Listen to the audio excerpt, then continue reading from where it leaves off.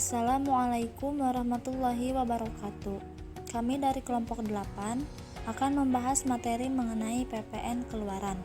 Adapun kelompok 8 yaitu beranggotakan 3 orang.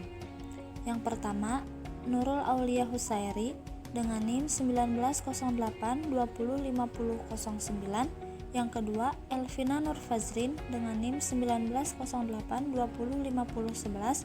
Yang ketiga, Mita Rosnia dengan NIM 1908205037. Untuk pembahasan lebih jelasnya, mari kita simak video berikut ini. Subpembahasan. Yang pertama, pengertian PPN dan PPN keluaran. Yang kedua, tarif pajak PPN keluaran. Yang ketiga, perhitungan PPN keluaran. Yang keempat, jurnal accrue dan jurnal payment PPN keluaran. Subpembahasan pertama yaitu ada pengertian PPN dan PPN keluaran.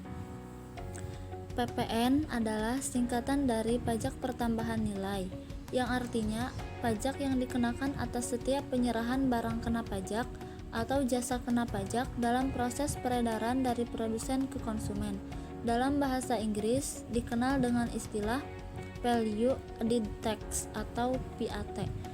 PPN merupakan pajak tidak langsung, yang berarti pajak dibebankan kepada pihak lain dan penanggung pajak atau konsumen akhir tidak menyetorkan langsung pajaknya kepada kas negara. Contohnya adalah ketika seseorang membeli baju, harga baju tersebut adalah 100.000 dan PPN yang dikenakan yaitu sebesar 10%, yaitu 10.000, sehingga uang yang harus dibayarkan adalah senilai 110.000. Tidak menyetorkan langsung nilai PPN sebesar 10% ke kas negara, tetapi sebagai konsumen membayarkan PPN kepada penjual dan penjual bertanggung jawab untuk menyetorkannya ke kas negara. Hal ini yang disebut dengan pajak tidak langsung. Peraturan mengenai PPN itu sendiri diatur dalam Undang-Undang Nomor 42 Tahun 2009 tentang pajak pertambahan nilai dan pajak penjualan atas barang mewah. Undang-undang ini sudah mengalami 3 kali perubahan sejak tahun 1983 dengan urutan sebagai berikut. Yang pertama, Undang-Undang PPN Nomor 8 Tahun 1983. Yang kedua, Undang-Undang PPN Nomor 11 Tahun 1994.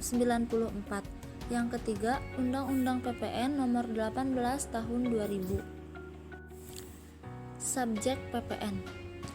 Subjek PPN adalah orang pribadi dan atau badan yang berdasarkan peraturan perundang-undangan melakukan kegiatan penyerahan dan menerima barang atau jasa kena pajak.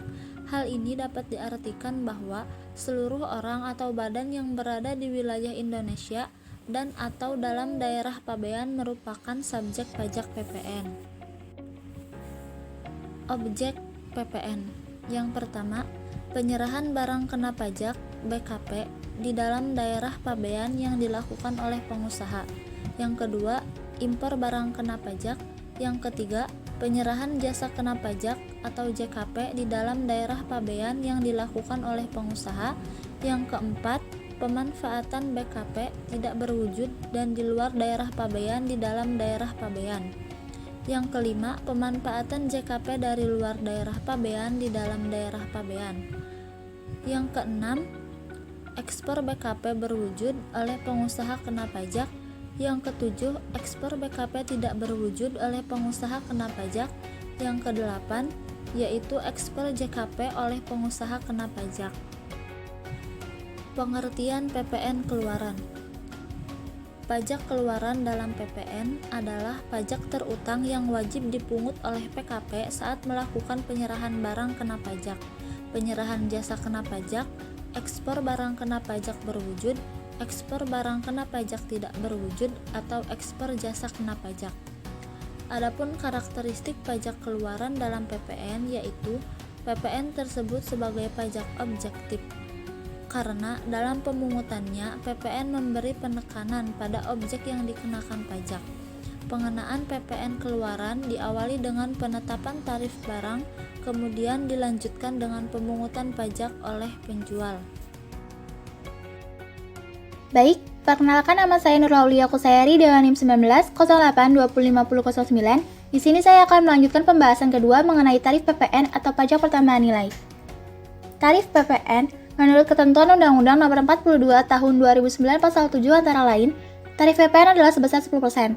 Tarif PPN sebesar 0% diterapkan atas: yang pertama, ekspor barang kena pajak berwujud; yang kedua, ekspor barang kena pajak tidak berwujud; yang ketiga, ekspor jasa kena pajak.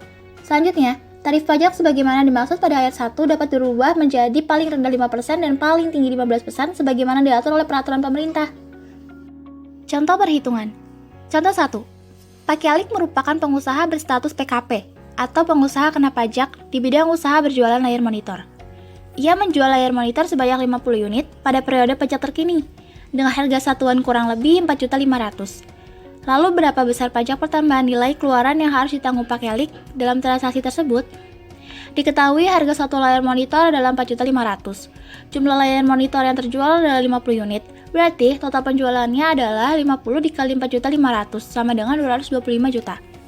Besar PPN yang ditetapkan oleh pemerintah adalah 10% dari jumlah transaksi.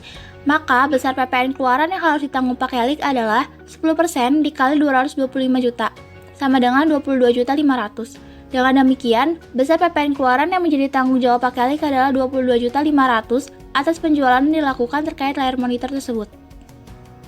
Contoh kedua, PKP atau pengusaha kena pajak A menjual tunai barang kena pajak atau BKP seharga 25 juta. Maka PPN yang terutang adalah 10% dikali 25 juta sama dengan 2.500.000. PPN sebesar 2.500.000 ini merupakan pajak keluaran yang dipungut oleh PKP A. Contoh ketiga, PKP atau pengusaha kena pajak B melakukan penyerahan jasa kena pajak atau JKP dengan memperoleh penggantian 20 juta. Maka PPN yang terutang adalah 10% dikali 20 juta sama dengan 2 juta. PPN sebesar 2 juta ini merupakan pajak keluaran yang dipungut oleh PKP B. Contoh 4. PKP atau pengusaha kena pajak D melakukan ekspor BKP atau barang kena pajak dengan nilai ekspor 10 juta. Maka PPN yang terutangnya adalah 0% dikali 10 juta sama dengan 0. PPN sebesar 0 tersebut merupakan pajak keluaran. Pembahasan yang selanjutnya akan dibawakan oleh saya, Mita Rosnia, NIM 19082050037, mengenai Jurnal Accrue dan Jurnal Payment PPN Keluaran. Jurnal Accrue PPN merupakan jurnal yang mencatat penjualan transaksi dengan pemungutan PPN. Jika biasanya pengusaha kena pajak atau PKP membuat invoice dengan PPN yang dibayarkan oleh pembeli, maka pengusaha tersebut wajib membayarkan dan melaporkan PPN tersebut sebagaimana harusnya. Nah, bagaimana jika lawan transaksinya adalah pihak pemungut PPN? Maka PKP tetap harus mencatat PPN transaksi tersebut dan menerbitkan faktur pajak. Namun, karena PPN-nya akan dibayarkan langsung oleh pemungut PPN, maka penjual tidak perlu membayarkan PPN-nya. Lalu bagaimana jurnal pencatatannya? Berikut merupakan contoh soal Jurnal Accrue PPN. Ada penjualan senilai 10 juta rupiah kepada pembeli pemungut PPN, maka PPN 10% yang dikenakan adalah senilai 1 juta rupiah. Karena PPN keluaran yang timbul tidak akan dibayarkan oleh penjual, maka pencatatannya adalah sebagai berikut.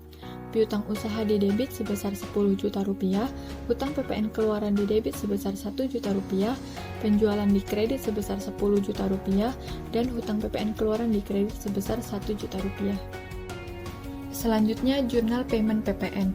Pada saat penjualan barang kena pajak atau jasa kena pajak dapat dilakukan secara tunai dan kredit. Selain itu, dalam penjualan barang kena pajak atau jasa kena pajak juga tidak dipungkiri akan ada retur. Berikut jurnalnya. Yang pertama, contoh penjualan tunai. Pada tanggal 1 Juli 2017, PTY menjual barang kena pajak secara tunai seharga 5 juta rupiah. Maka, atas transaksi tersebut akan dicatat oleh perusahaan sebagai berikut.